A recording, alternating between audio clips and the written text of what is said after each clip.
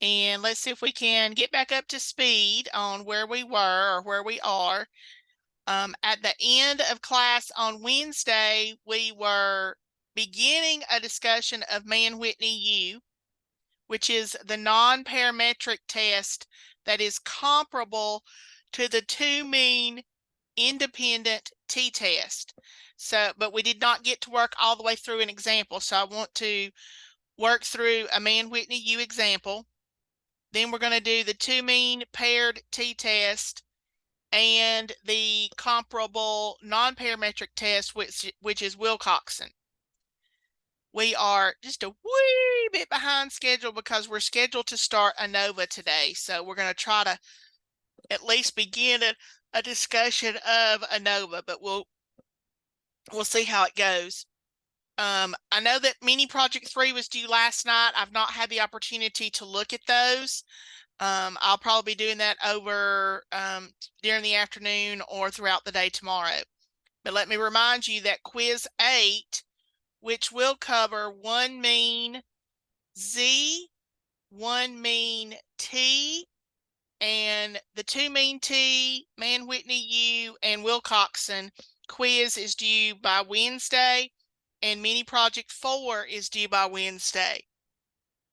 The pace has picked up just a little bit because we've got to try to squeeze everything in within about the next 2 weeks. But do you have questions before we actually begin the discussion of Mann-Whitney U? No questions.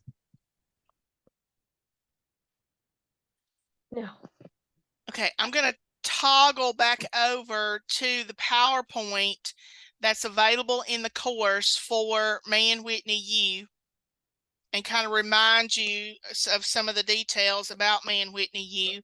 Mann-Whitney U, again, is the non-parametric test that we're going to talk about in relationship to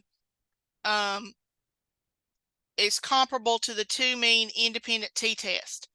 Remember, the difference between the parametric test and the non-parametric test is that the non-parametric compares the medians rather than the means. We make a lot of the same assumptions that we make with the two-mean independent t-test. The primary red flag, if you will, that we look for to know whether to do the two-mean independent t-test or Mann-Whitney U is whether or not the data is taken from a normal distribution. For our purposes in this course, if the data is taken from a distribution that is not normal, then we're going to use Mann-Whitney U. Now, sometimes you may be told outright in the scenario that the distributions are not normal. If you're not told that, then you may want to look at the histogram of the data. Okay, we learned way back at the beginning in Module 1 how to create a histogram, and we talked about whether histograms were skewed left, skewed right, or symmetric. To be normal, it's likely going to be symmetric, but if you have one that is skewed left or skewed right, then we would not consider that, we would not consider that normal. I also mentioned to you very quickly at the end of class that there are typically 4 assumptions that we make with Mann-Whitney U. You may want to verify those. If you were doing real research, you would need to verify those. One is that you have a dependent variable, that is measured at the continuous or ordinal level. You have an independent variable that consists of 2 categorical independent groups. You have an independence of the observations, meaning one does not affect the other. And again, you must determine whether the distribution for the groups of independent variables have the same shape or a different shape. So we had begun to kind of look at this example. We didn't get very far, so I want to pick back up with it this morning. It says the state highway department uses 2 brands of paint for painting stripes on roads. A highway official wants to know whether the durability of the 2 brands of paint are different at a 5% level of significance. For each paint, the highway official records the number of months the paint persists on the highway. The distribution for both brands of paint are not normal. Now, one of the clues, or the biggest clue here that I'm going to use Mann-Whitney U, is that it clearly tells me in this last sentence that the distributions are not normal. And again, for the purposes of this class, that is the clue that I'm going to do Mann-Whitney U. I suppose you have to recognize that you do have 2 variables. Okay, you have 2 different brands of paint. So if we're thinking through these assumptions, and again, we did this the other day, but I'm picking back up with it, so I'm going to walk through it again, is you have one independent variable that is measured at the continuous or ordinal level. In this case, our dependent variable, that's kind of the result, the output, is how long does the paint last? And it's measured in terms of months, which is time. Which is time, and time is a continuous variable, because remember, we can break it down into smaller and smaller units. The independent variable is the brand of paint, and I have 2 categories. I have brand A and brand B. The how long each brand lasts, how long brand A lasts, does not affect how long brand B lasts. So there is an independence there. One does not affect the other. And again, in this story, it indicates, I've got the yawns all of a sudden. The problem states that the distributions are not normal, but we could look at the histograms. And I want to do that very quickly just so you can see what you could do or need to do if you're not told that they are not normal. So the data set is given in D2L.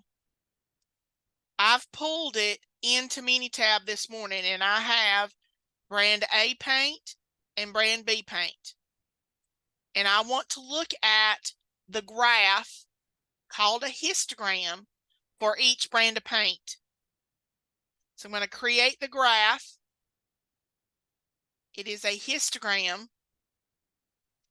And I'm going to look at the 2 groups separately this time. I can look at them so that I can see them. Okay, my Y variable. Oops, I don't have it set up that way. Sorry. Okay, so let's look at the graph of brand A.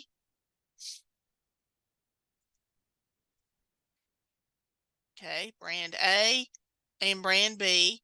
Okay, and I can have it display it in separate graphs. So this is what I wanted.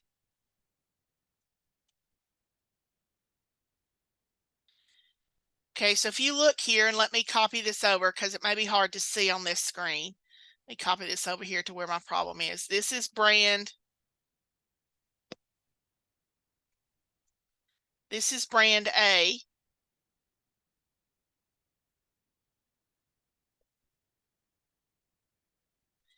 And notice clearly for brand A, it is not symmetric. In fact, it seems like you got a lot of values here on the kind of what we consider the low end, so it would be skewed right. But now it clearly tells us in the problem it's not normal. But again, visually we can see that it's not normal. Then here's the histogram for brand B.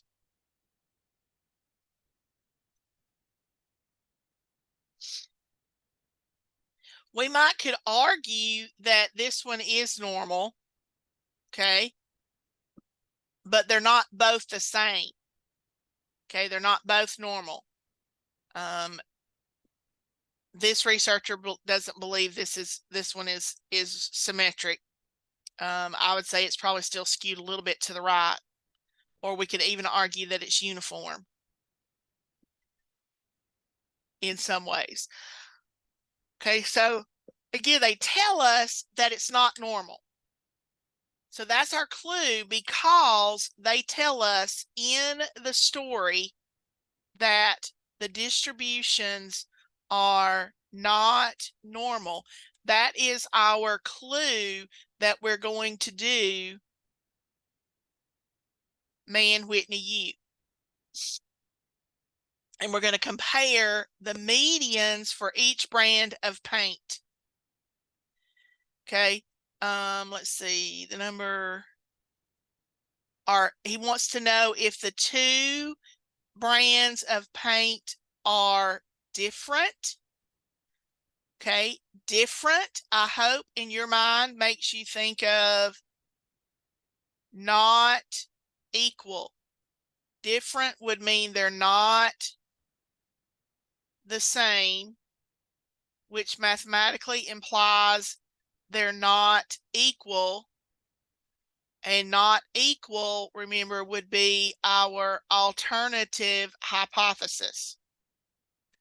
Because the steps, even when we're doing Mann-Whitney U, are the same as they are for a traditional hypothesis test.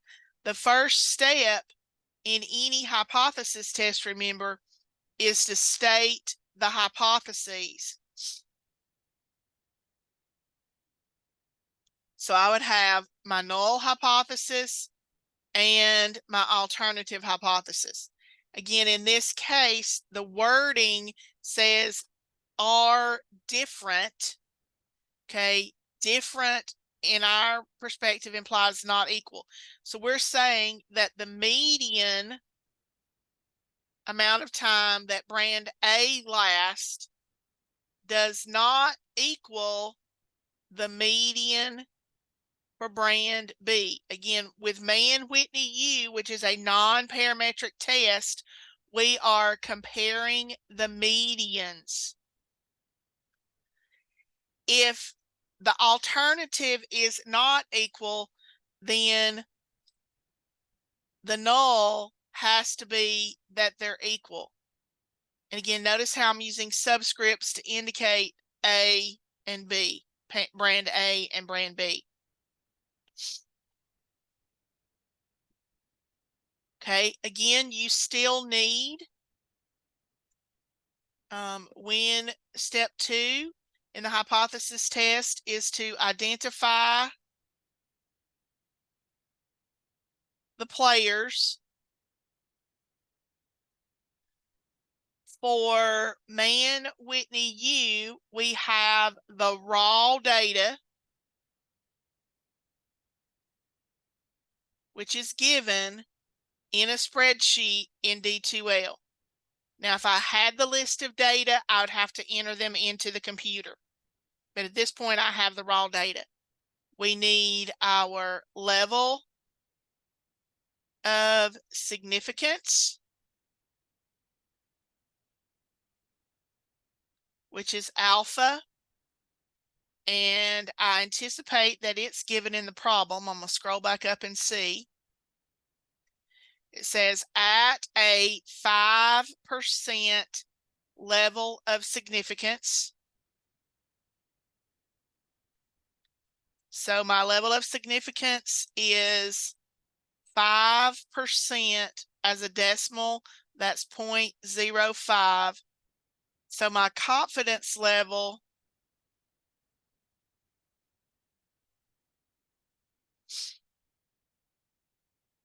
is 95%. Remember, your confidence level and your level of significance have to total to 100. Okay, then we're going to calculate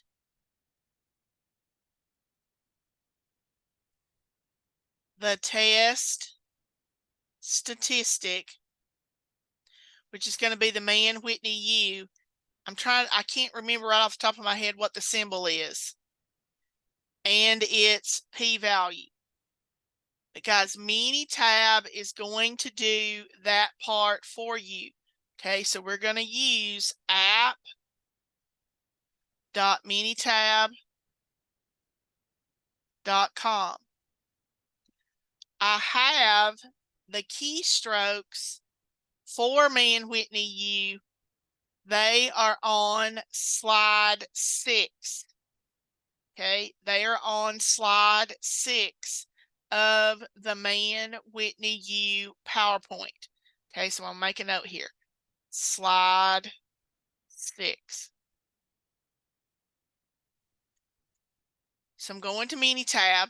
I've already pulled the data in. The data set was given in D2L. I've already pulled it in. You guys should know how to do that at this point. So we go to Stat, Non-Parametrics, Mann-Whitney. My first sample is brand A. My second sample is brand B. I do have a confidence level of 95%. My alternative in this scenario was not equal because it said are different. So I choose not equal, and then I click OK. I'm going to scroll down, and we have our test. And it's called the W value. I thought that was right, but I couldn't remember for sure, so I didn't want to say. Okay, so our test statistic is the W. So we have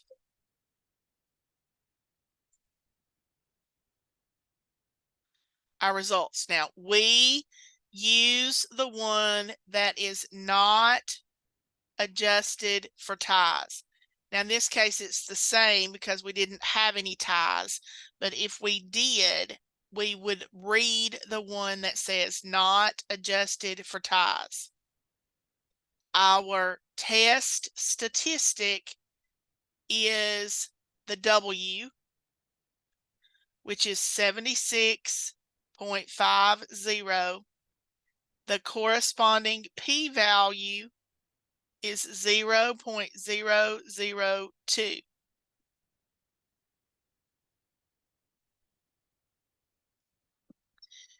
Then we go to step 4.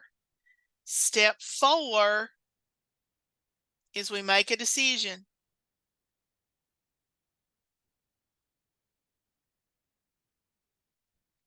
By comparing the p-value to alpha. Okay, so if I take the p-value from Minitab, which is 0.002, and compare it to alpha, which was 5%, as a decimal, that's 0.05. We compare it digit to digit. After the first number after the decimal in both cases is 0. The second number for the p-value is 0. For alpha is a 5.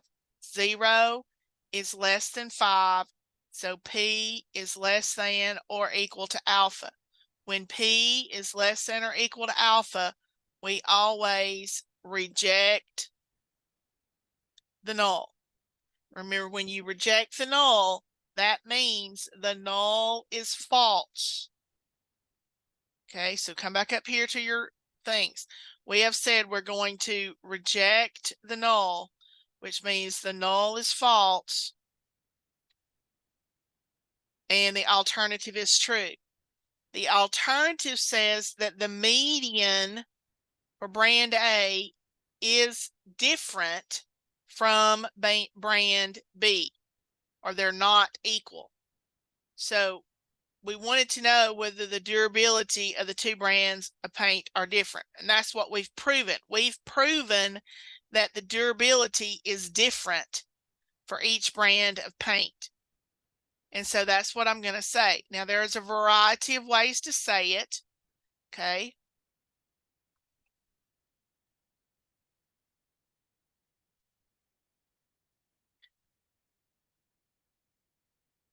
I would say at the 5% level of significant.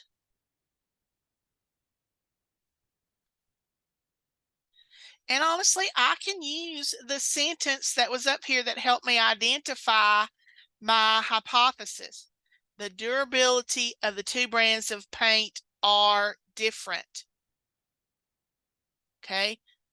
The durability of the two brands of paint are different. That's what we proved. We proved they were not equal or not the same.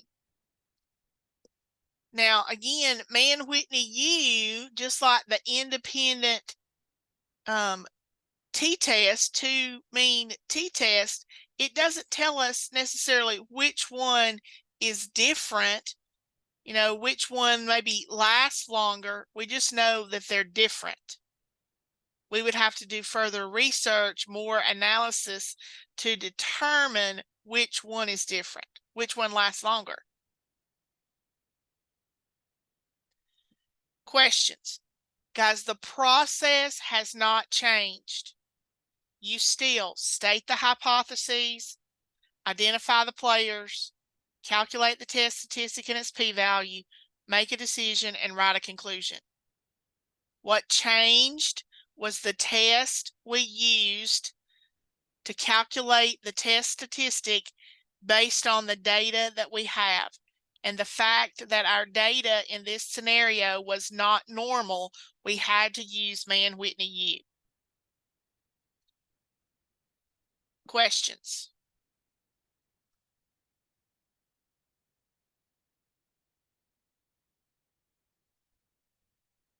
Okay, I'm going over then back to the two-mean t-test.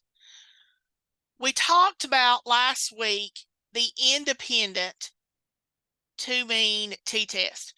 With the independent, it compares two different population means that come from two totally different groups, like brand A, brand B, the 8 o'clock class and the 11 o'clock class, two totally different groups. We're going to switch gears now and turn our focus to the dependent or the paired t-test. With the paired t-test, it's more of you have one population, one group, but you collect data at two different points in time. So kind of like pre-test, post-test. Before a new coach, after a new coach. So you have this sense of before and after. Okay. Let me scroll down. So for a two-mean t-test where you have paired data, okay, again, we always want to kind of check our assumptions that we're making. We want to make sure that we use simple random sampling. Remember, we always want our samples to be random and representative. Oftentimes, with a paired t-test, our sample sizes are small. Remember, the idea of being small is usually less than 30. The two measurements are taken from a single set of individuals or objects. So you have basically one population, one sample group, but you're going to collect measurements at two different points in time. And then we look at the differences between those. They're paired together. Okay, you have the before and the after, and they're paired together. Those differences is what we think about in terms of our hypothesis, the mean of the difference. And the way the notation for that is the mu for mean, and you have a subscript of D for difference to show that we're doing a paired t-test. Again, typically with the two mean paired t-test, we are assuming that our population is normally distributed, or we have a large enough sample that we can assume it's approximately normal if we apply the central limit theorem. Okay. The keystrokes for Minitab are on slide 10. Okay, on slide 10. Again, the process has not changed as far as the steps in the hypothesis test. But again, you have to kind of recognize, oh, I'm doing a two mean dependent test. So here's our example. I copied it over to a Word document. It says, a study was conducted to investigate the effectiveness of hypnotism in reducing pain. Results for randomly selected subjects are shown below. A lower score indicates less pain. The values are before and after hypnosis. The before value is matched to an after value, and the differences are calculated. The differences have a normal distribution. Are the sensory measurements on average lower after hypnotism? Test at a 5% significance level.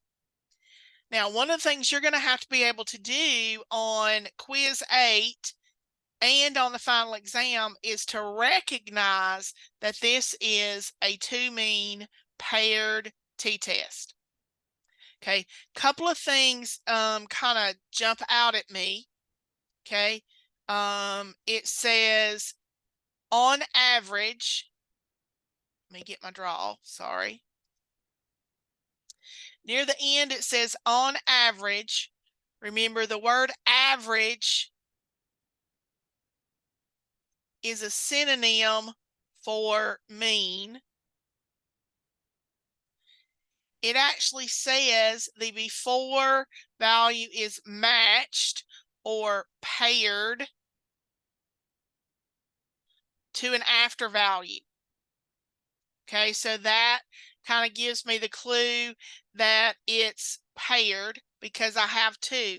I can clearly see that I have two because I have numbers for before and I have numbers for after. So I have two numbers on average, so I got two means, and they are paired together. Also, if you recognize, we have one set of subjects, and we get information before they're hypnotized and after they're hypnotized. So I have one group, two different points in time. Now, you have to be careful, and it's really important that you read carefully here to make sure you set this up correctly.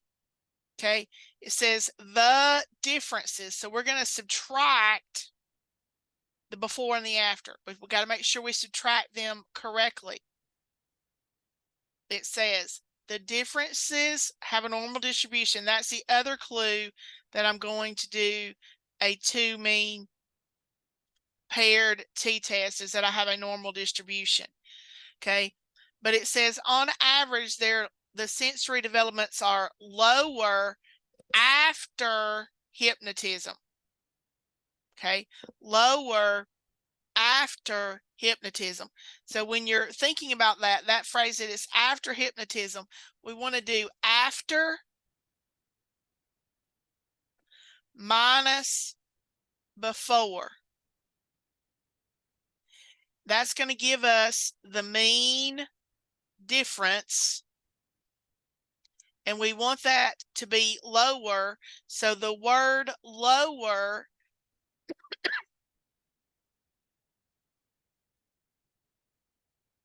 I hope the word lower makes you think of less than. If it's less than, that statement then is the alternative.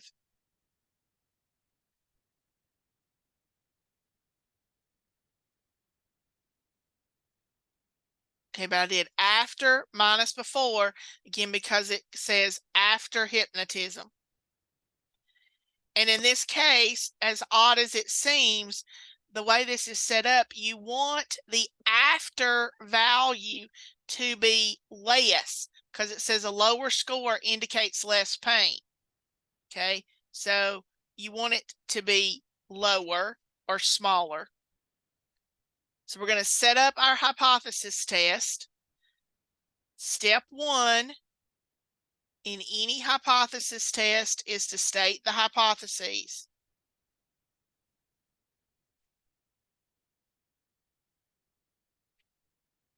Again, you have your null and you have the alternative. Again, the fact that it said lower, that makes me think of less than.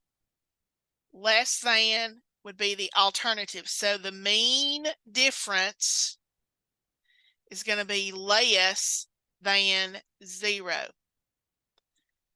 Which, again, that may seem odd to you, but again, if the difference is 0, that means they're the same. There's no difference at all. There's no change. So we want it to be less than 0. It's always going to be 0 there.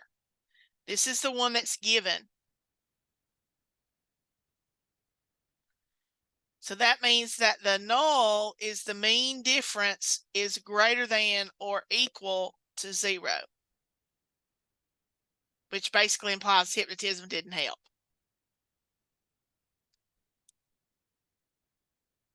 Step 2 in the process is to identify the players. Again, in terms of your players, you have the raw data.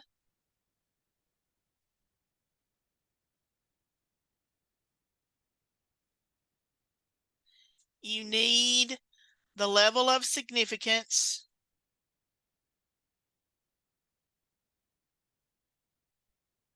Which is alpha, and from that we can find the confidence level. So let me scroll back up because I don't remember what it said. Test at a 5% significance level. So my level of significance is 5%. As a decimal, that's 0.05, which means my confidence level is 95%.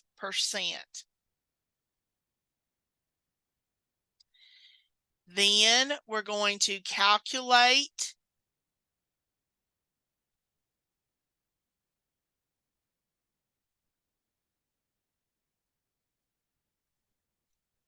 the test statistic,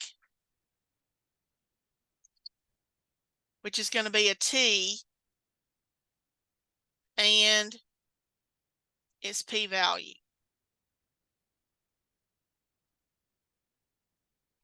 Specifically, we're doing a paired t-test. We're going to use Minitab to help us.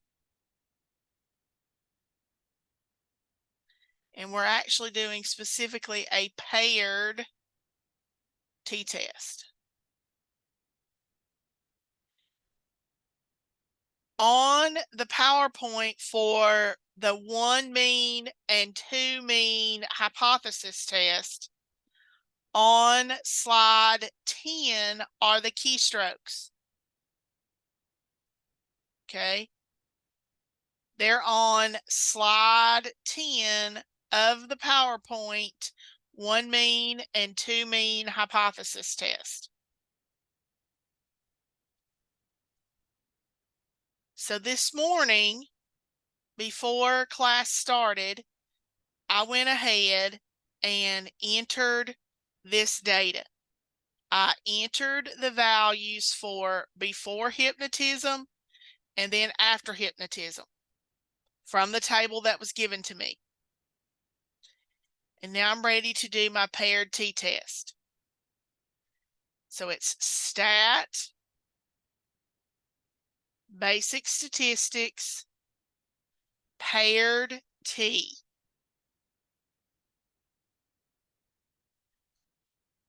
In this case, I have each of my samples in its own column. If you had the summarized data, then you would indicate that. Okay, but I have each sample in a column. Guys, it is important that you indicate which one is sample 1 and which one is sample 2 correctly. In our case, remember, we're looking at after minus before. So sample 1 is actually the after, and sample 2 is the before. It matters. No, remember, go back and look at how we set it up because of the phrasing in the problem. It said after hypnotism. So we were doing after minus before. So the after is sample 1. The before is sample 2 when you are looking at it in terms of Minitab. We go to options. It is a 95% confidence level. Our hypothesized difference will always be 0, and we're trying to say that it is lower or less than.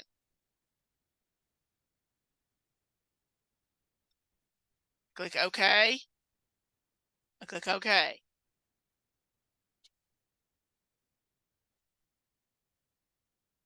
And we have our test results.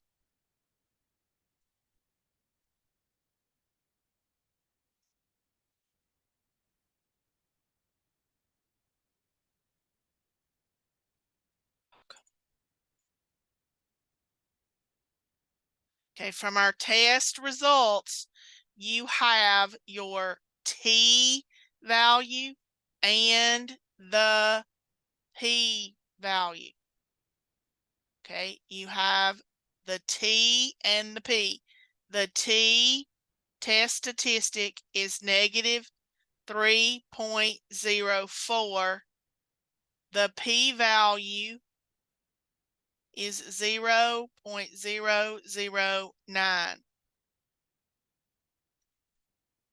We're then going to make a decision. That is step 4.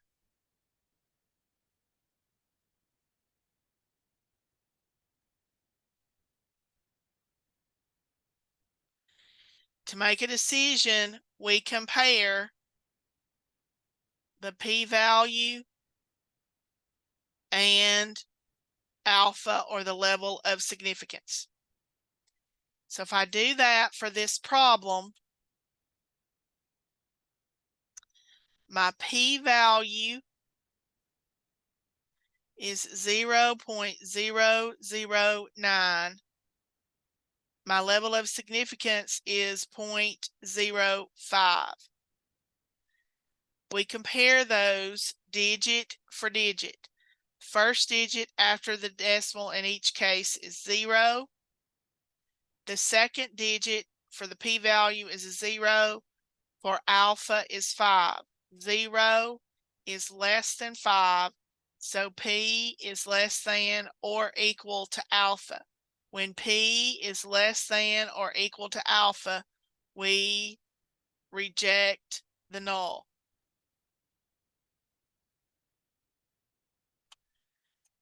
So again, because we reject the null, that means the null is false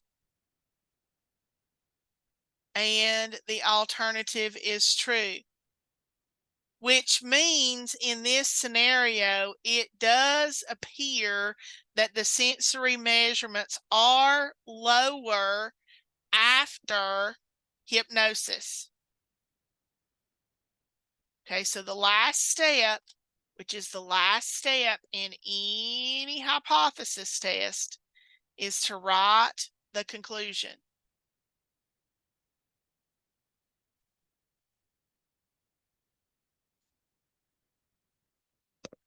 So we would say at the 5% level of significance, the sensory measurements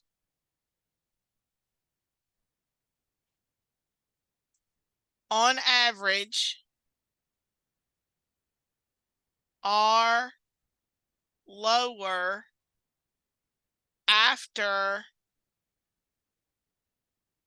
hypnotism. I took the sentence or the question and turned it into a sentence. And we proved that they appear to be lower based on the evidence that we have. Questions?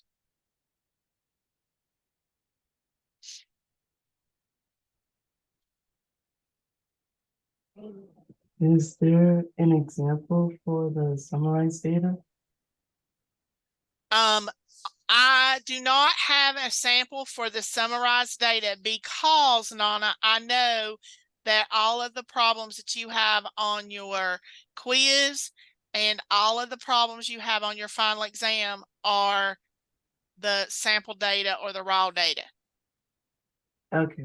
And the conclusion, you write it like that, or there are other ways you could say it. I mean, you could say, you know, the median difference on, you know, the median difference is less than 0, or, you know, there are other ways to say it, but because that was the question that was asked, see the question up here, excuse me, says, are the sensory measurements on average lower after hypnotism? This statement here. yes. Since that was the question that was asked, that's the reason I worded the result or the conclusion the way I did, because I wanted to address that question. So I used that exact wording or that exact phrasing. Okay. And I'm pretty sure, I'd have to go in and look, but I'm pretty sure that on your quiz, it's that way. Okay. Okay. Thank you. You're welcome. Other questions? Nope. I don't think I have any more. Okay. Let's go over then to Wilcoxon signed rank. Okay, the Wilcoxon signed rank test is comparable to the paired t-test. Okay, so Wilcoxon signed rank is the non-parametric test that is comparable to a paired t-test. And again, we will primarily use Wilcoxon signed rank whenever we have distributions that are not normal. Okay, it's used when distributions are not normal. And again, the primary difference is that we're comparing the medians instead of the means. But you have to be careful because with really even with the paired t-test, the actual data, Minitab behind the scenes subtracts the before and the after and uses those values in the calculation of your t. The same is true with Wilcoxon signed rank. You really are more interested in the difference in the pairs of numbers, and those differences become your data. We make, again, kind of the same assumptions as we did before. We have a simple random sample. The sample sizes are small. We have one group, and we take measurements from that group at 2 different points in time. But again, the key thing for us is that those differences or those pairs do not come from a normal distribution.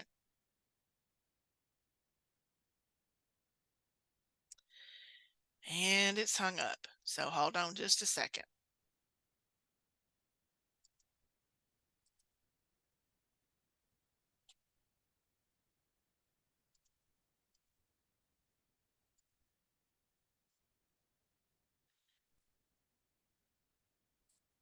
Okay, so the keystrokes for Wilcoxon, go away. For Wilcoxon sign rank are on slide number 3 of the PowerPoint. Okay, I don't think I got this question copied over, but let me see if I did.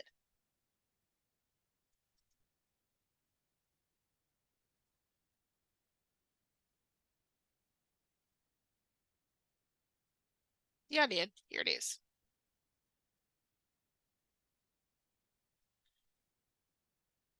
Okay, I have it labeled as Wilcoxon, but it says a chemist for a pharmaceutical company wants to determine whether the median reaction time for a newly developed antacid is less than 12 minutes. The chemist measures the reaction time for 16 samples of the antacid. The chemist wants to determine whether the median reaction time is less than 12 minutes. Okay, and it says use a 0.05 level of significance. The biggest clue, okay, in this problem that I'm going to do, Wilcoxon, one is we have a newly developed antacid. Okay. Also, this problem clearly says median. That's probably the biggest clue, whether the median reaction time is less than 12 minutes. Okay, so the fact that it actually says median in the scenario is my clue that I'm going to do Wilcoxon. Now, if you look at the data set that's given in D2L, you may think, well, it looks kind of wonky because all you have is one set of data. What they've provided you are the differences. So the difference in the reaction time for the first one was 10.9 seconds. You know, he's probably looking at, you know, the before would have been the old formula and the after would have been the new formula. So you're kind of comparing before the new one and after the new one. but we don't have those individual numbers. The researcher has already subtracted them. Again, he specifically says that he used the median in the problem. But just as a side note, if we look at the histogram of this data, notice that this data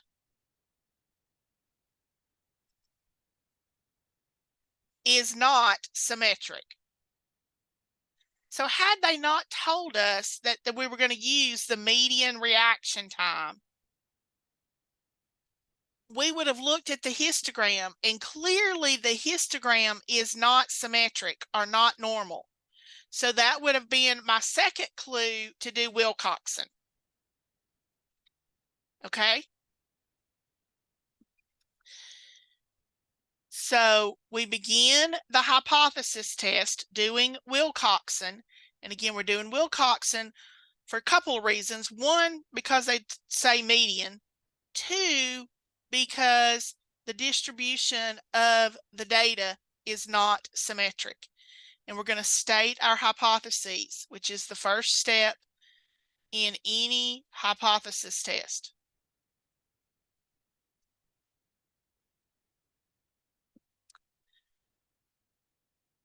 Okay, so let's see. Wants to determine whether the median reaction time is less than 12 minutes. Less than. Okay, which hopefully makes you think of the less than symbol, which means that statement is the alternative. Okay, so we're saying for our hypotheses, you have the null hypothesis and you have the alternative hypothesis.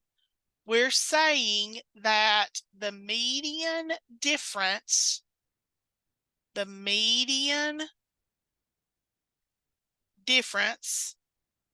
is less than 12 minutes.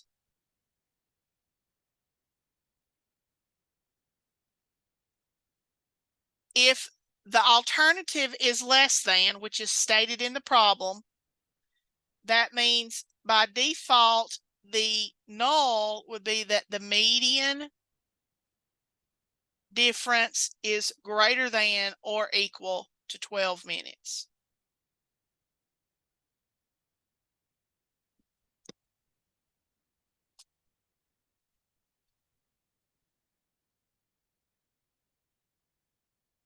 Then we identify the players, which for the players, you are given the raw data. But again, the raw data here is the difference before and after the new formula. Okay, the data is the differences. Okay, and it's given in the data set in D2L. You still also need, as always, your level of significance,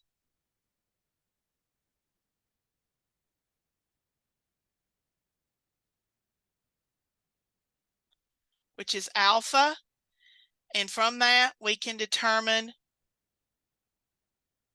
the confidence level. So let me go back up here and read. It says use a level of significance of 0.05. So my level of significance here is 0.05 or 5%, which means my confidence level is 95%.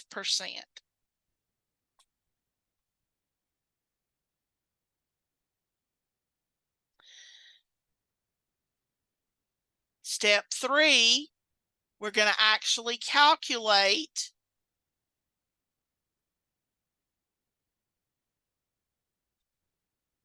the test statistic and its p-value. Minitab is going to do the work for you. The keystrokes are on slide 3 of the PowerPoint for Wilcoxon ranked sign.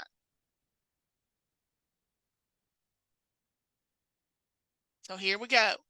I pulled the data in from the data set already. We have the differences in the time. We go to Stat,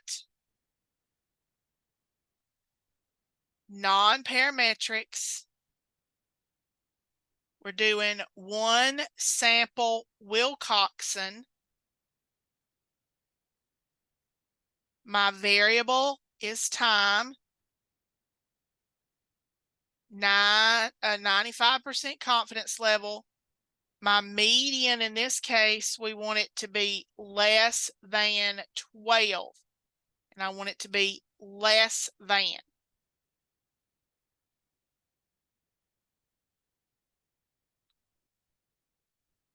I click OK.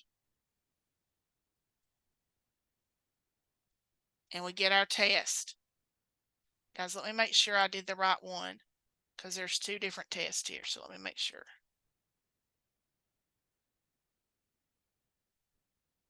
Yep. Okay. So then we get our test results.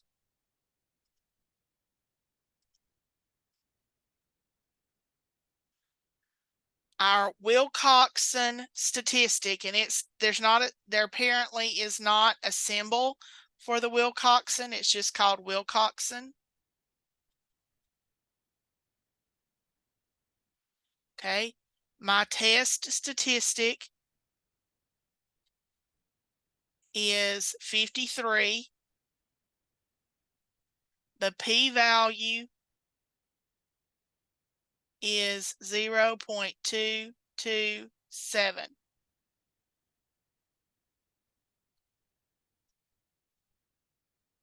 Then, as we always do, we make a decision. Okay, so step 4 is we make a decision.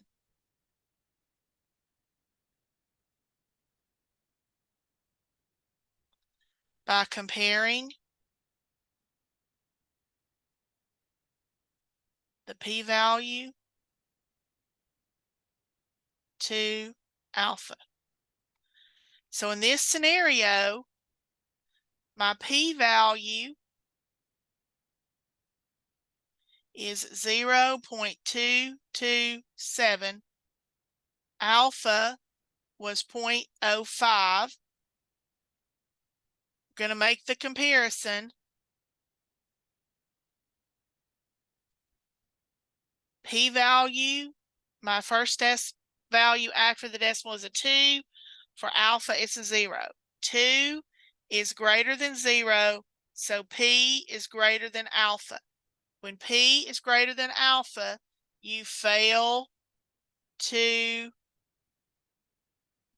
reject the null. If I fail to reject the null, that means that the null is true and the alternative in this case is false, which means the median difference is not less than 12 minutes. Okay, the difference is not less than 12 minutes. Okay, so last step is to write our conclusion.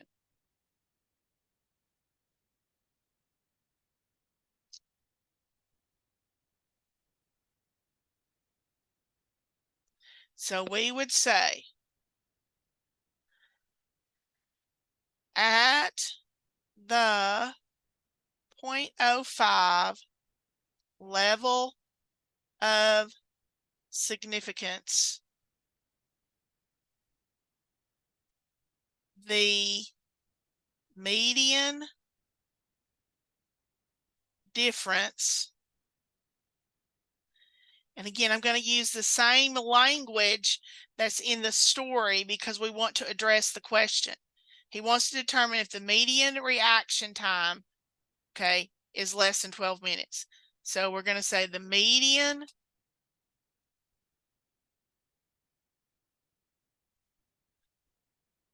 reaction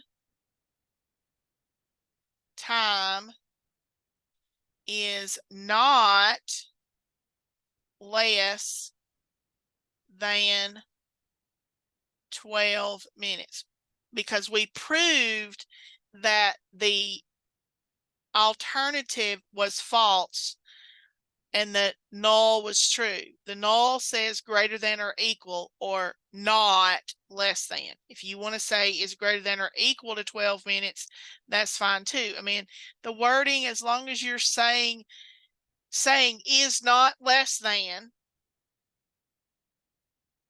is synonymous with is greater than or equal to. So however you want to say it.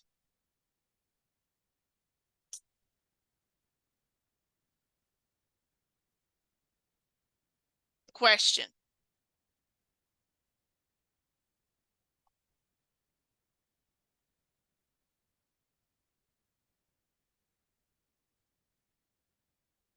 Okay.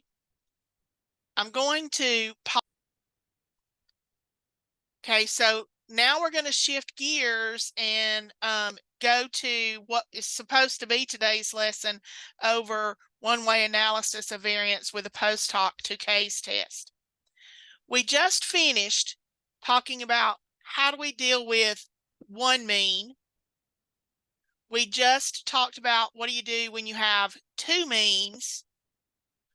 With one-way analysis of variance, we're going to talk about what do you do if you have more than two?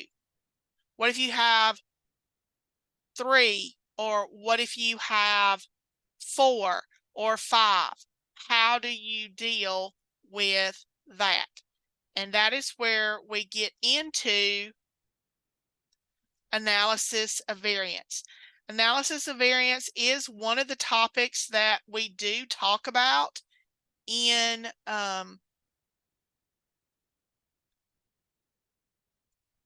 Stat 1401, so you may have seen some of this information before.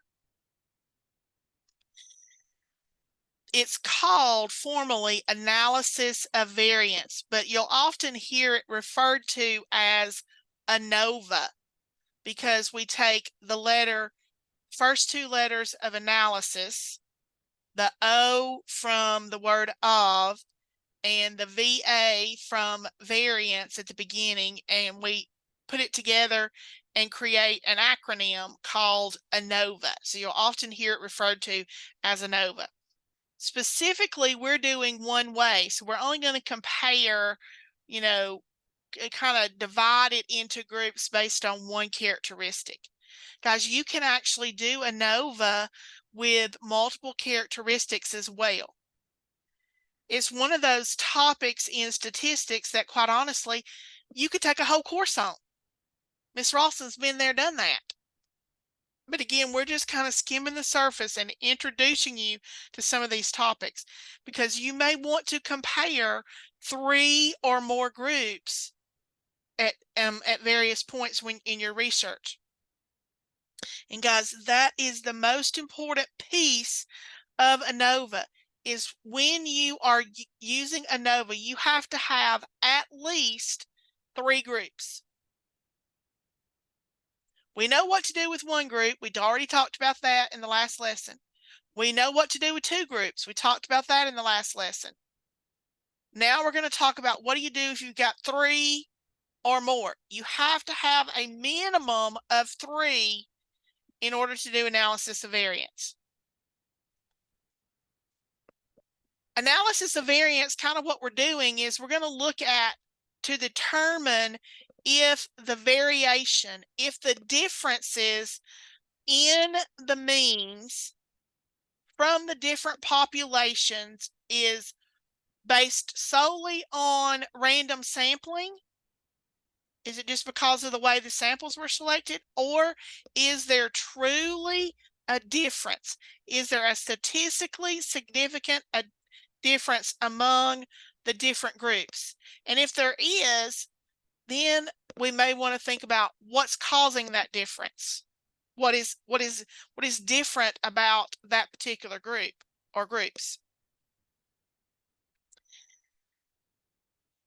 It's called, even though we're analyzing or looking at comparing the sample means, it's called analysis of variance because we use the variances to help us determine if the means are equal or not, because ultimately that's our decision. Are the means equal for each group or not? But we use the variances, which is a measure of variation, to help us make that determination. That's why it's called analysis of variance. Some examples of questions that you might see when you're doing analysis of variance. Analysis of variance, you have quantitative data, numbers, sorted into groups or categories based on a qualitative variable. So you might have a question like, is there a difference between the mean drive-through wait times for the 4 McDonald's in Cartersville? Is there a difference between the mean drive-through wait times at the different bank branches? Is there a difference between the mean number of defective parts that, say, between 3 workers? You know, do you suspect that one worker is producing more defective parts?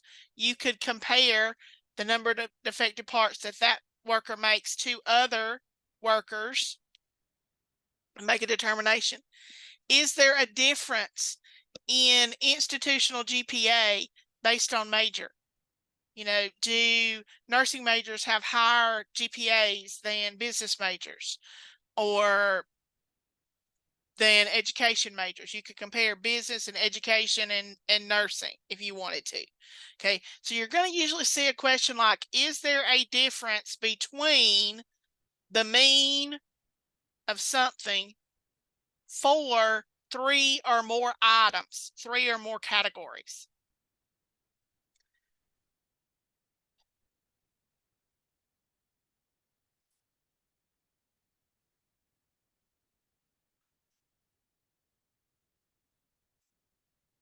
Hold on, guys. It's hung up again, and now it's doing something weird.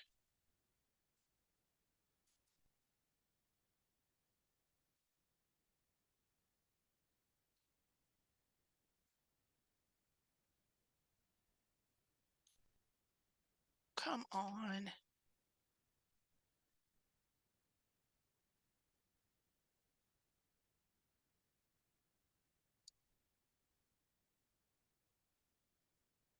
All right, so there are some basic assumptions that we make whenever we're doing ANOVA. And again, these assumptions are things that will kind of go on behind the scenes. But again, each population from which we take a sample is assumed to be normal. Again, pretty much with any parametric test we do, we're assuming that our distribution is normal. All samples are randomly selected and independent. Again, the idea of them being independent is that the selection for one group does not affect the selection for the other group. We also assume that the populations have equal standard deviations or equal variances. We have what's called the factor is your categorical variable.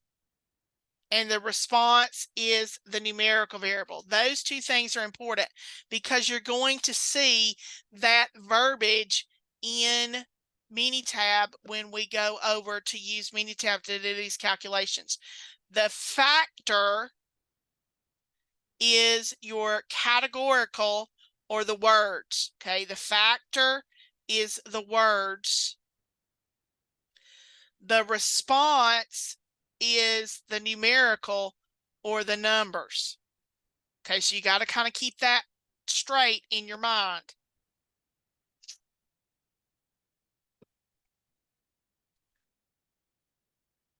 The ANOVA is based on a different distribution. So far, we've talked about the normal distribution, the student's T distribution.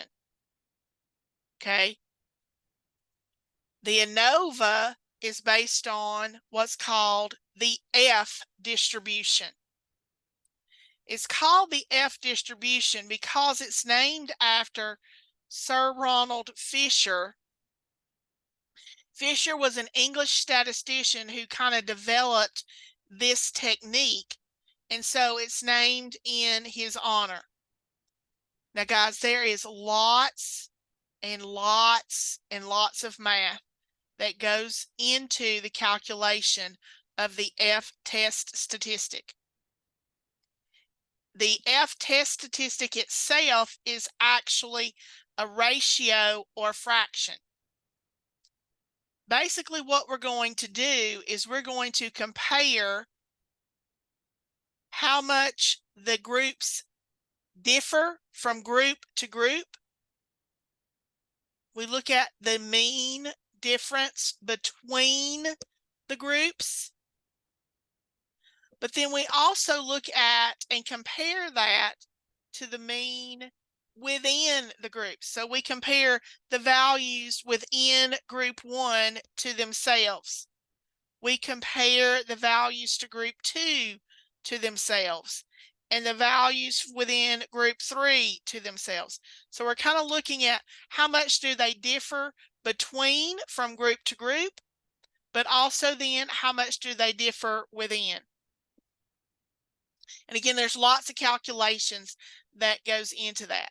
Because it is a ratio, you have two different sets of degrees of freedom, because you're going to have a degree of freedom for the numerator, which is the top, and you're going to have a degree of freedom for the denominator. Now, Minitab is going to calculate those things for you, so you don't have to worry about, how to calculate them, but just be aware that you have those two degrees of freedom. That's important to note, and I'll come back to I'm going to skip a slide and come back in just a minute, because the actual curve, the F distribution curve, is not symmetrical. This is one of the first distributions, one of the first distributions that we've talked about that is not symmetrical. It doesn't have that bell shape. It's actually skewed to the right. Notice this curve here. Okay, this is a graph of a F distribution. Because it is skewed to the right as opposed to being symmetrical, your F test statistic will always be greater than or equal to 0. The F test statistic will never, ever be negative. Your F test statistic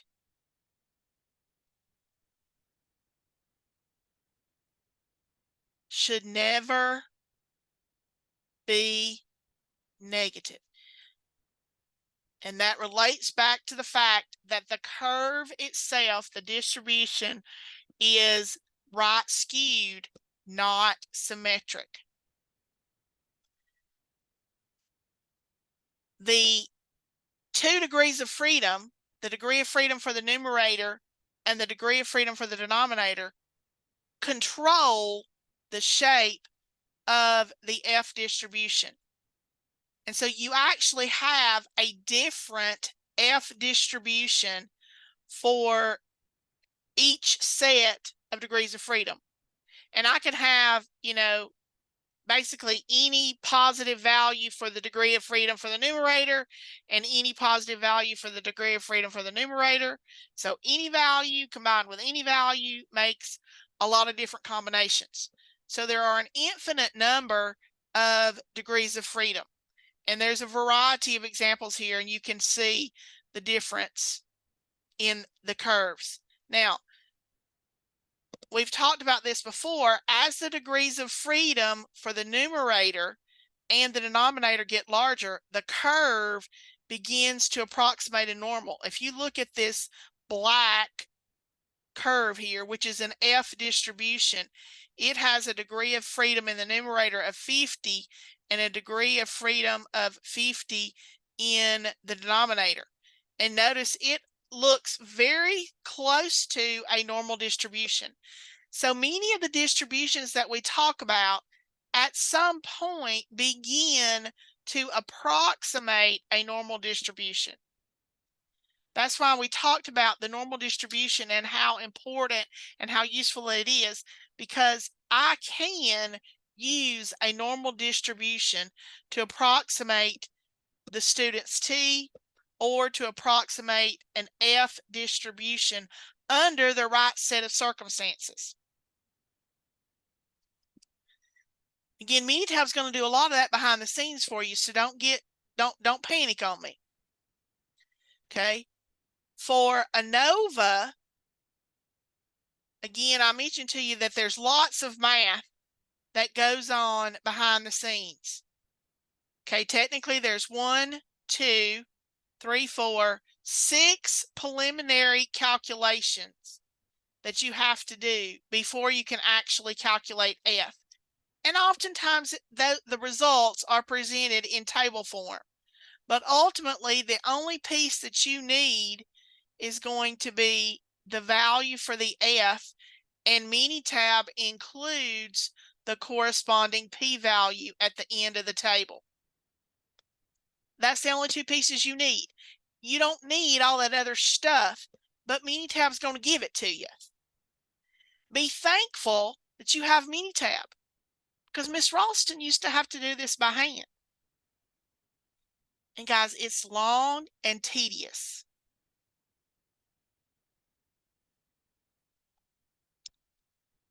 Okay. Now, again, what ANOVA is eventually going to do for us. ANOVA is going to help us decide, is there a difference between the groups? And we're either going to say, yes, there is a difference, or no, there's not a difference. 2K's test, the post hoc test, is then going to help us to decide which group is different. See, ANOVA doesn't tell me that. ANOVA just tells me there's a difference. 2K's test is going to help me to know which one is different. Okay, so that's why we talk about the post hoc test. Now, I say here, do not run this with a Kruskal-Wallis. Kruskal-Wallis is the non-parametric test that we will likely get to at the beginning of class on Wednesday.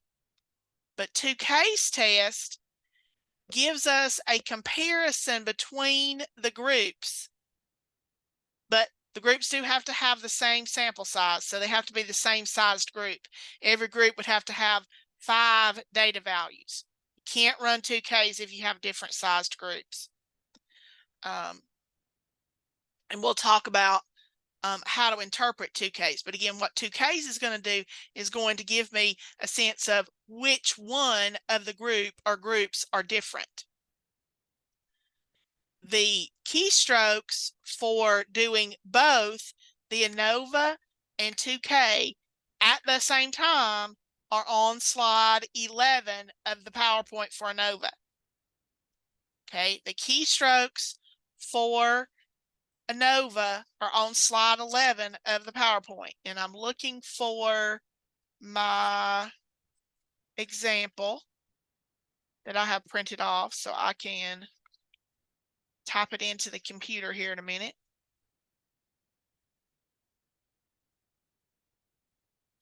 Okay. So on slide 12, we have our example, and I'm going to try to copy it over to our paper because it makes it easier to do the writing.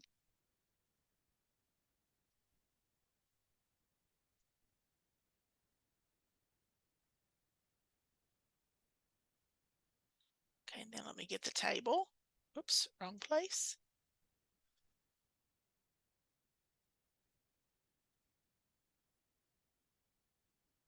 Wait, wait, just a minute. I'm in the wrong place, sorry.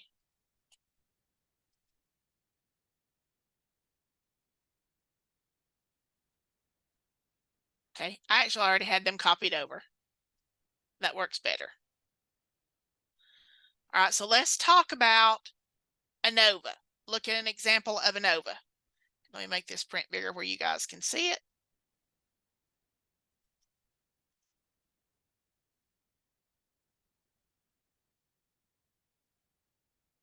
Okay, so the question says, a regional manager wants to know if there is a difference between the mean amounts of time that customers wait in line at the drive-through window for the 3 stores in her region. She samples the wait times at each store. Determine if there is a difference between the mean wait times for the 3 stores. Again, one of the things that you're going to need to be able to do is to identify that this is ANOVA. And there are 2 clues that kind of jump out at me in this scenario to let me know, oh, you're probably going to do ANOVA. One is it's talking about the mean. Okay, is there a difference in the mean wait times? But also it talks about 3 stores. Okay, 3 stores. Now we could talk about 5 stores or 10 stores, but we're only talking about 3. And so that is my clue that I'm going to do ANOVA because it's talking about the mean and I have 3 groups. If I have 3 groups, I can't do a 1 mean test.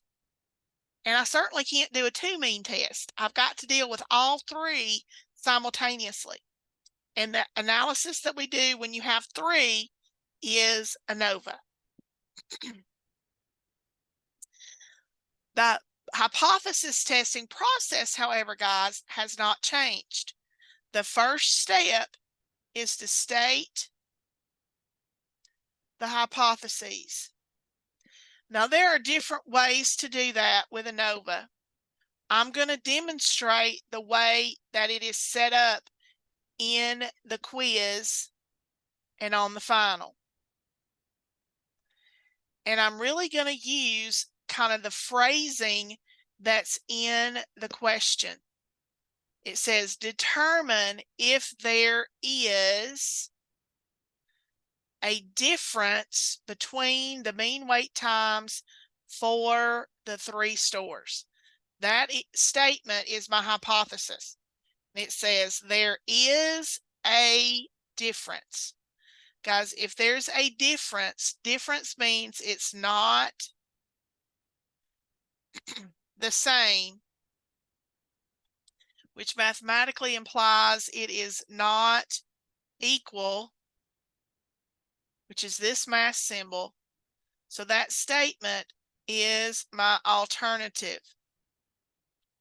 And I'm literally going to write that sentence. My alternative hypothesis is there is a difference in the mean weight times for the 3 stores. I literally take the sentence from the paragraph, and that becomes my hypothesis. It is the alternative hypothesis because the phrase a difference implies not equal.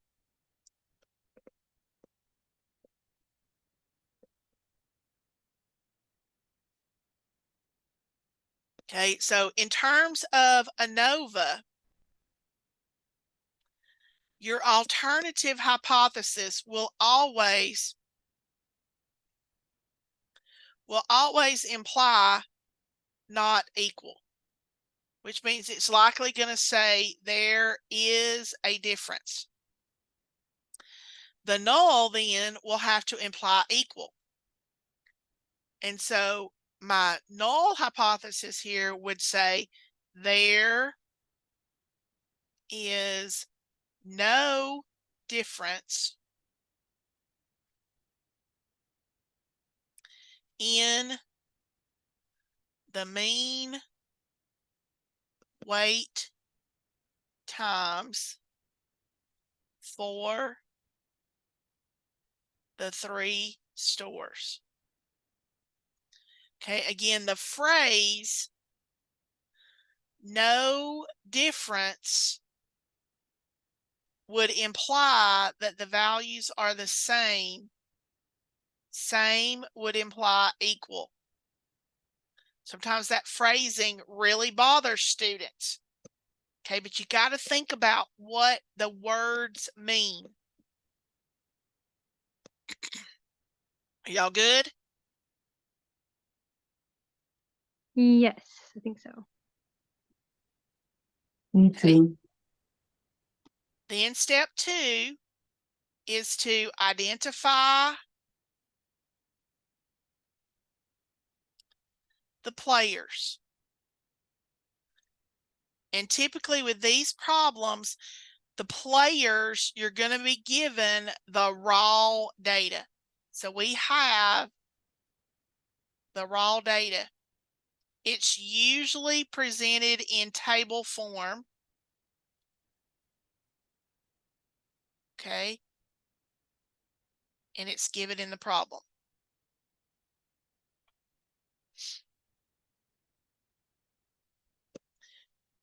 Again, as always, you still need your level of significance.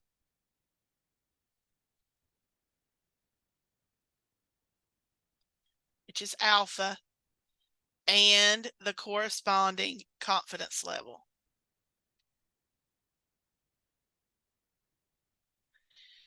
Typically, alpha is given in the problem, and I believe it was. I just need to go back up here and get it. It says at the 0.05 level of significance. So my level of significance from the problem is 0.05 or 5%. So my confidence level is 95%.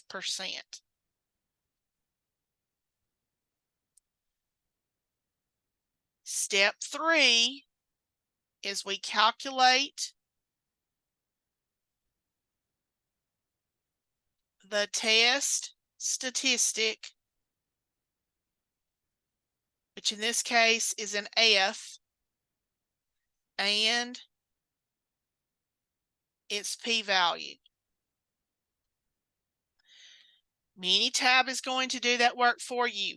Be grateful that you do not have to do that piece by hand. Okay?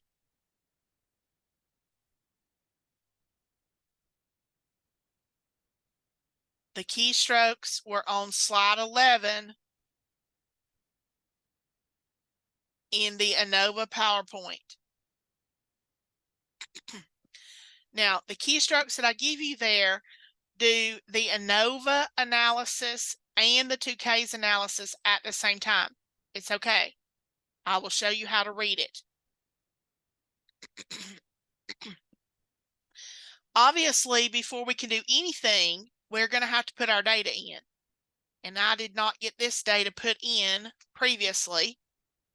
So I'm going to go to a new worksheet.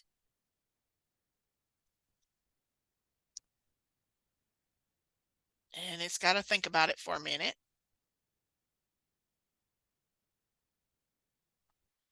And guys, the way you enter this, even though the data is presented horizontally on the table, you're going to have to put them in columns. So I'm going to put the information for store 1 in column 1,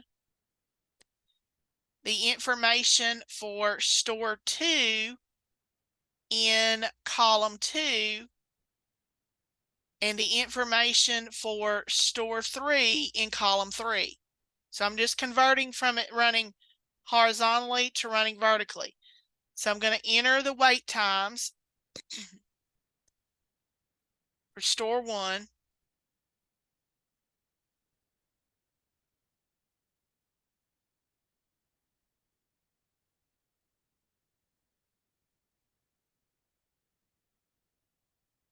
Okay, it is important that you kind of double check, make sure you didn't enter something real wonky, because if you enter the wrong numbers, remember you're going to get the wrong values. And I just kind of scanned that list again.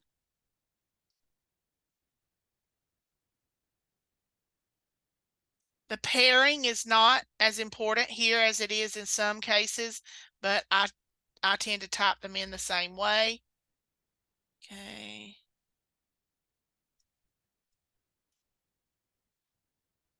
Double check and make sure I didn't type anything crazy. Okay, then I'm moving on to store 3.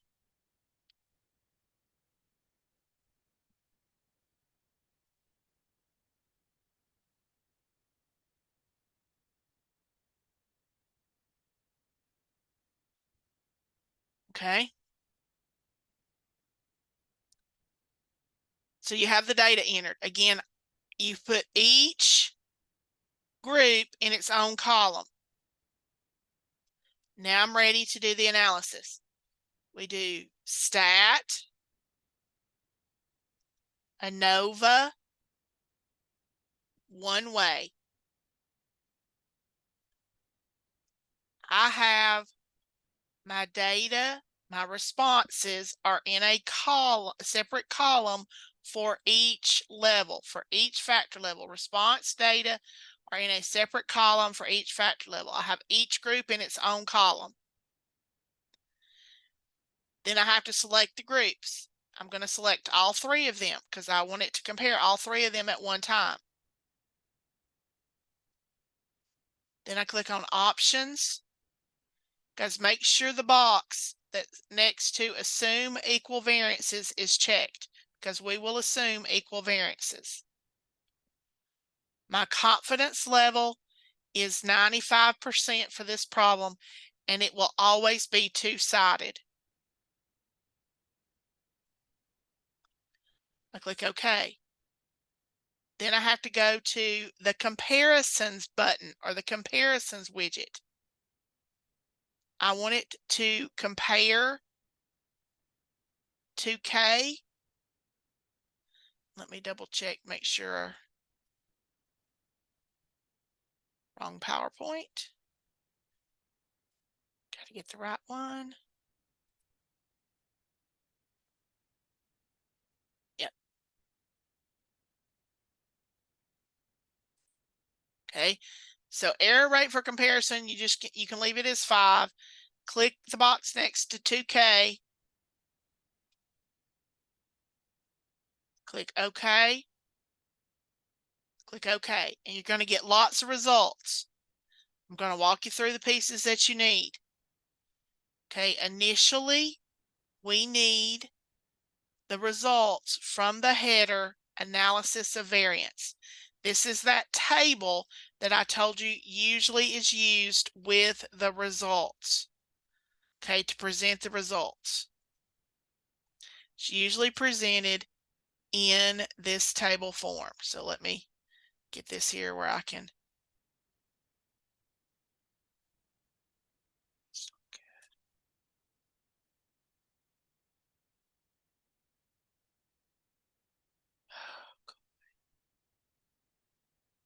Get this out of the way. Okay, so here are my test results. The piece that you need, okay, from this table are the F value and the P value. I don't really care about any of the other pieces. I need the F, that's my test statistic, and then the P value. So for this problem, my F test statistic is 2.29, and the corresponding P value is 0.129.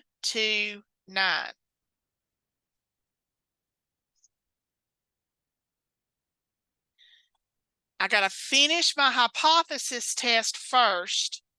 Okay, so step 4 is to make a decision.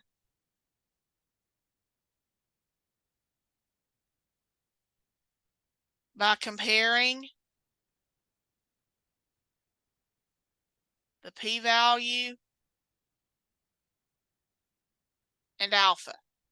Same guidelines, same process we've had. Okay, so if I do that, I have my p-value, which comes from Minitab, which is 0.129. Alpha is 0.05, was given in the problem. I'm going to compare it digit for digit. First number after the decimal point is a 1 for the p-value, 0 for the alpha.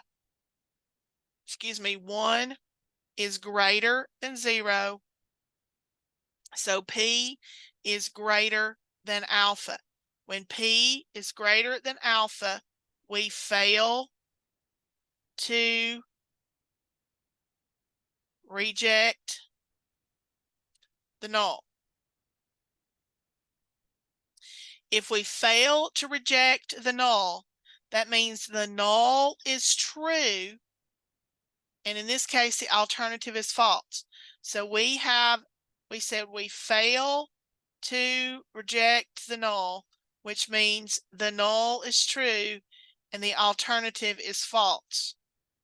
So based on the evidence we have, there is no difference in the mean wait times for the 3 stores.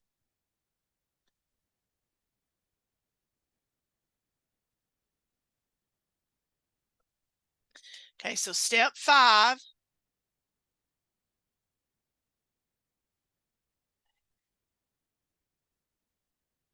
is to write the conclusion.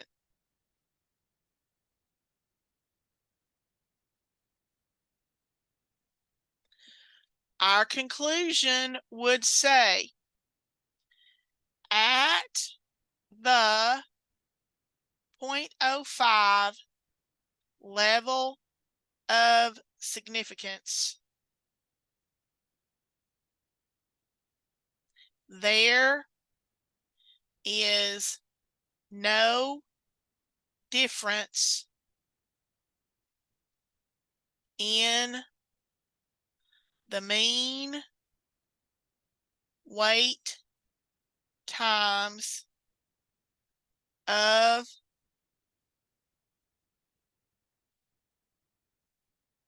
the 3 stores. And normally at that point we're finished, but because this was ANOVA, we have the extra step. Okay, because this was ANOVA, we have the post hoc test using 2Ks.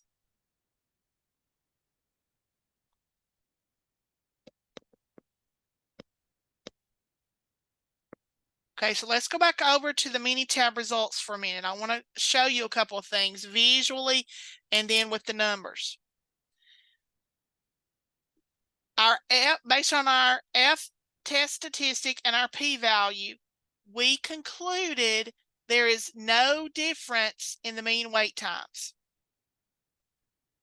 So I'm going to scroll on down here. Let's see. Thought it was before that, but maybe not. And we have grouping information using the 2K method and the 95% confidence, which is what we were doing. Okay, so I'm going to copy this over, then I want to show you the picture. Okay, so you want the results with the header, grouping information using the 2K and 95% confidence, and it gives you these values. Now, guys, it tells you right here, okay, it tells you right there how to decide which one is different. It says means that do not share a letter are significantly different.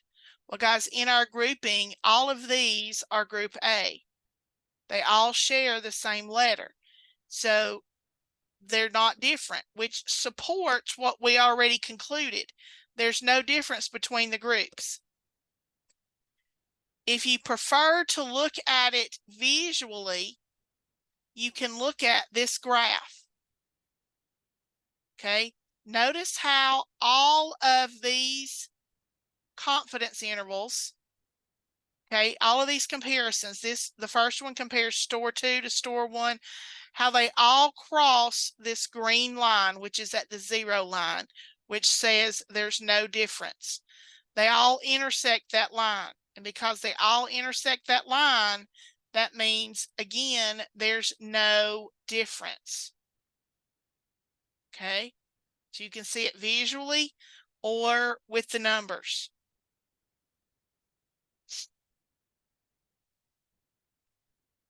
Okay, so in this case, the post hoc test, we didn't necessarily need it, but again, it supports the idea that there is no difference.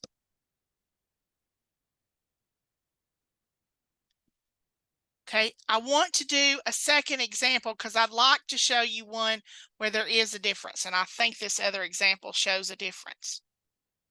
Okay, let me make these words bigger so you guys can see them.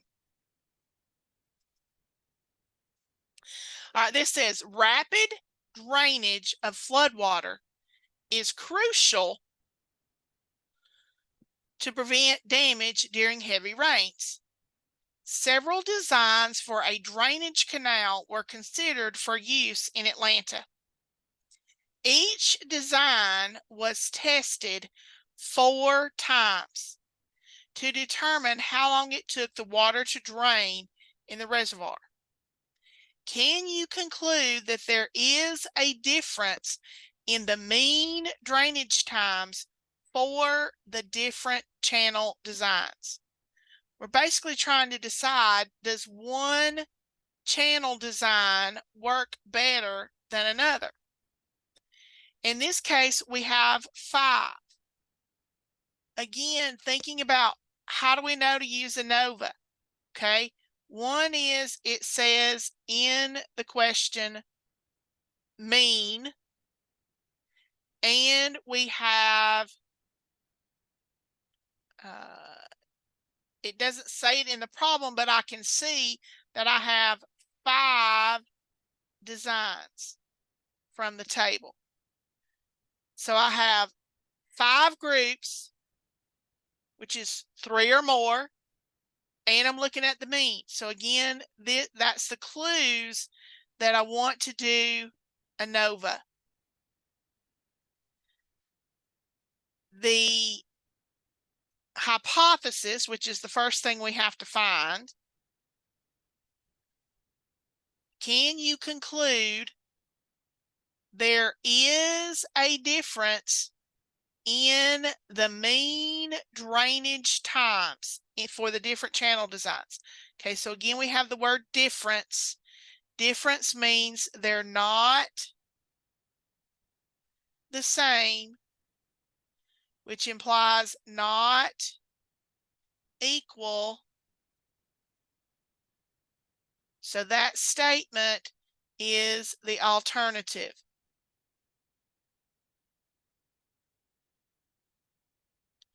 And we begin the process. Step 1 is to state the hypotheses. Y'all probably tired of hearing me say that.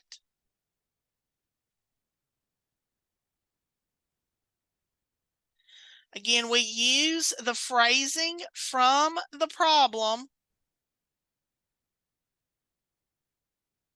and it says there is a difference. Okay, so there is a difference in the mean drainage times,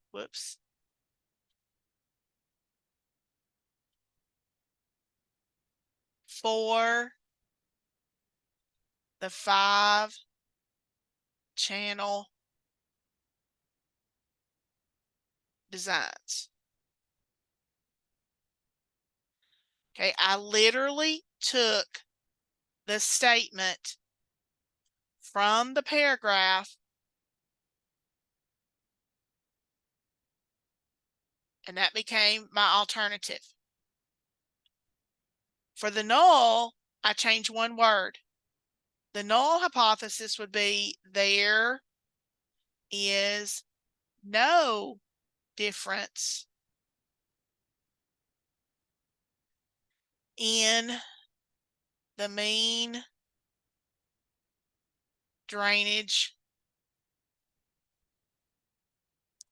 times for the 5-channel designs. Again, remember that for ANOVA, the null hypothesis, the way it's stated will always imply equal, and the alternative will always imply not equal.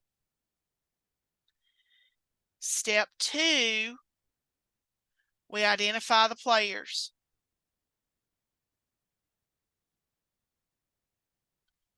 We've been given the raw data because we have the table with the values. Okay, so we have the raw data.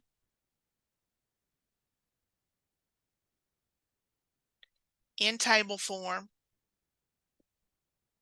Alpha is given at the end of the problem, and it said use A, it stands for alpha. Use A equals 0.01. Okay, so we have alpha equals 0.01, which means our confidence level is 99%.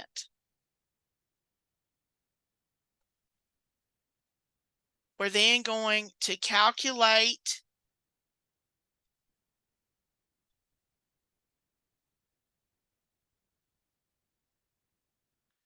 the test statistic, which will be an F, and its p-value.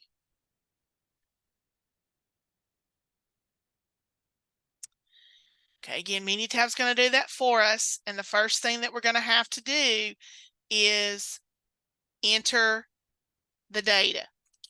Okay, so again, I would put each one in its own column.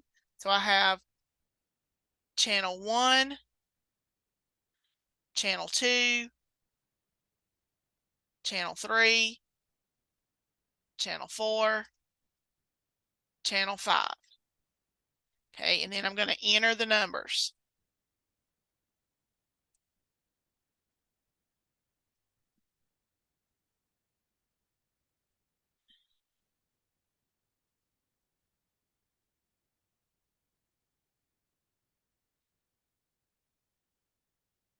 Again, take a quick minute, double check yourself, make sure you don't mistype something, because if you do, you get the wrong answer, obviously.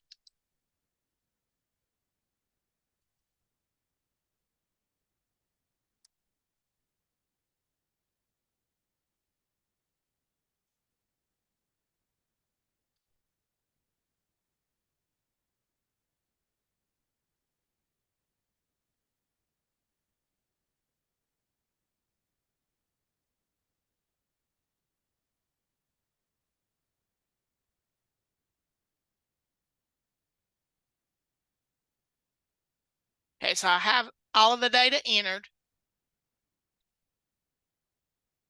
Stat,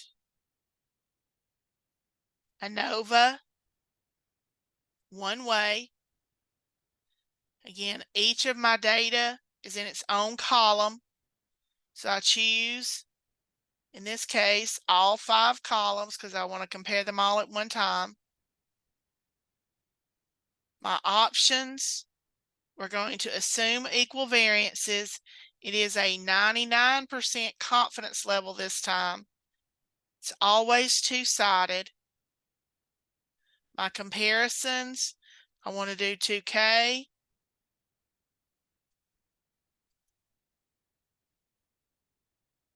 And my results are going to appear. Okay, first we look at the analysis of variance table, and we find that our F test statistic is 9.24, and the corresponding p-value is 0.001.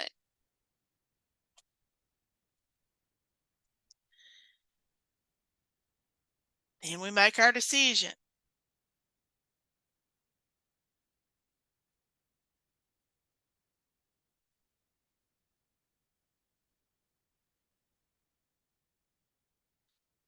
By comparing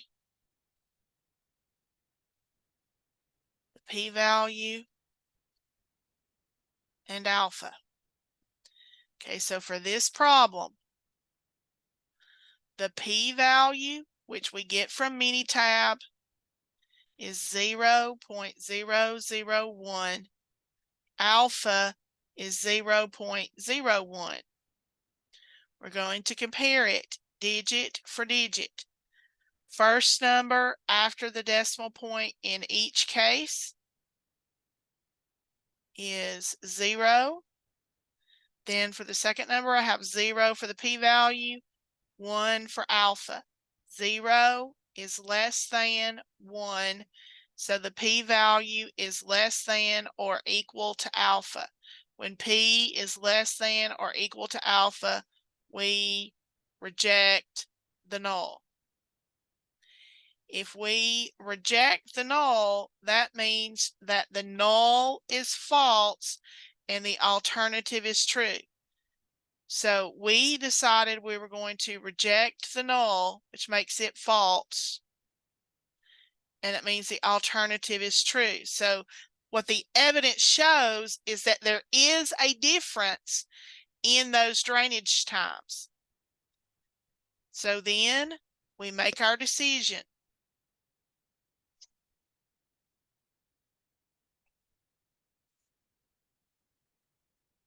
Or excuse me, we write our conclusion. I used the wrong verb there. Okay, and so our conclusion would say at the 0.01 level of significance, there is a difference in the mean drainage times for the 5-channel designs. And again, with ANOVA, then, now that we know there's a difference, we really would like to know which one is different. So again, kind of that afterthought with an ANOVA is which one is different. And we learn that by looking at Tukey's test. Again, you can look at it visually or with the numbers. We've already run the numbers. Let me scroll down. Remember, you're going to go to group.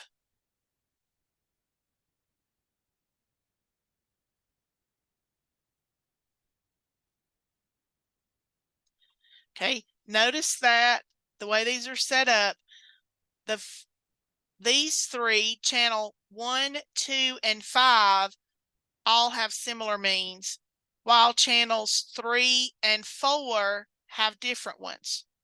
Okay, so I would say which ones are different. I would say that channels 3 and 4 appear to drain the water faster than the other 3 channel. Okay, because look at the means. The mean for channels 1, 2, and 5 is roughly 44. For channel 3, it's 30, 31, and for channel 4, it's about 29. So there's about almost a 10 to 12 minute difference. So channel 3 and 4 appear to drain the water faster. And I say faster because the mean is lower. Look at the picture if you think you like the picture better. Again, notice that in these comparisons, 3 to 1, 4 to 1, they don't overlap this green. Okay. So they don't overlap 3 and 4. When you're comparing 3 to 4 to any of the groups, it doesn't cross the green line. Okay, so 2 case test again gives us insight into which one is different. Questions?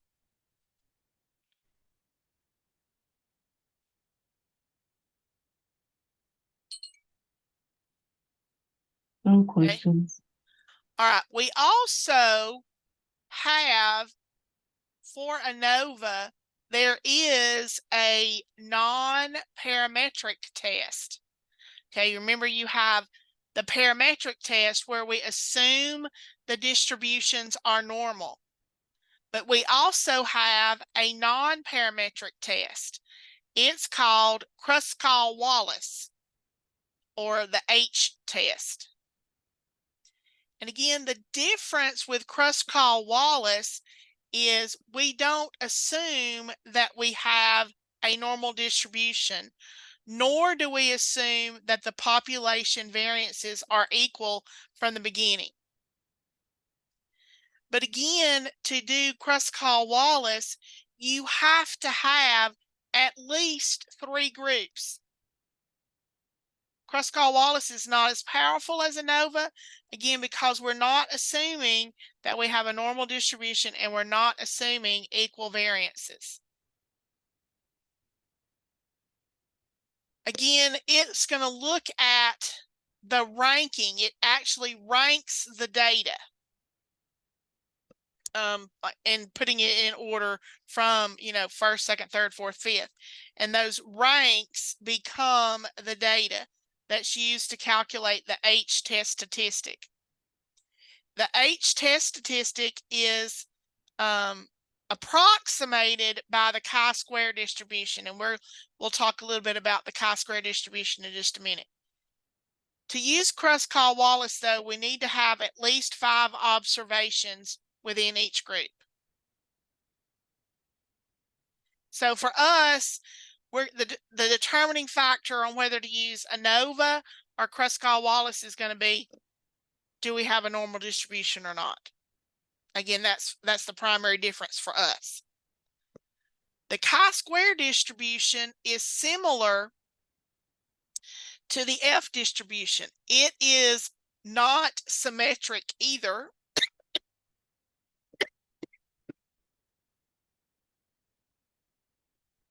You all right? Yes, ma'am. Thank you. The chi-square Okay. distribution is similar to the F. It's not symmetric. Because it's not symmetric, it's actually skewed to the right. The values for your H test statistic will always be positive or 0. They'll never be negative. And we have a different chi-square distribution based on the number of groups we have. The shape of the chi-square distribution is based on the number of groups we have. Remember, we have to have at least 3. So with Kruskal-Wallis, again, some of the assumptions that go on behind the scenes, and we may not get to an example today, but we'll at least get this far, is your dependent variable is measured at the ordinal or the continuous level. And again, your independent, you have 3 or more groups. It's kind of the same idea that we had with ANOVA. But the difference is, if the distributions are not normal, we're going to use Kruskal-Wallis. That's the determining factor. And okay, so you really have to think about when you're looking at these problems, if it's normal, we're going to do One-Way ANOVA. If it's not normal, we use Kruskal-Wallis. If you're not told, we may have to look at either the box plots or look at the descriptive statistics for the group or groups to decide whether we should do ANOVA or Kruskal-Wallis. Okay, hopefully it'll be pretty obvious in the questions whether to do Kruskal or not, because hopefully it'll tell you that it's normal or not. I do tell you or indicate how to create, remind you how to create the box plots side by side where you can compare them if we need to, or how to calculate those descriptive statistics. Okay, again, I think the problem is going to tell you that, so you won't have to worry about it too much. And then I give you the keystrokes for Kruskal-Wallis on slide 8. I only have 9 minutes. I don't think I can get through an example adequately in 9 minutes. Okay, so we're going to hold that thought. So Wednesday, first thing, we will do Kruskal-Wallis. We'll also take a look at Mini Project 5. Mini Project 5 is related to ANOVA, so we'll talk about that. And then we're going to get into the next topic, which quite honestly, I don't remember what the next topic is. Let me go over here to content and find out. The classes start running together after a while. Okay, so we will actually be starting module 4, and that means we will start with linear regression and Spearman rank. Okay, so Wednesday, we're going to finish up Kruskal-Wallis. We're going to talk about Mini Project 5, and then we're going to begin the discussion of linear regression and Spearman rank. Any questions before we go today? I don't think so. Okay, remember that quiz 8, and I know it's a different timeline, guys. Quiz 8 is due Wednesday by 11:30 p.m. And Mini Project 4, which is over the 1 mean, 2 mean hypothesis test, is due by Wednesday at 11:30 p.m. Yeah. Okay. So you got quiz 8 and Mini Project 4 that's due by Wednesday. Okay. All right. Yeah. Okay, guys. I hope you have a good afternoon, and I will see you on Wednesday. Thank you so much. You're very welcome. See you later. On real quick, I was trying to open some PowerPoints, but somehow I was not able to open them.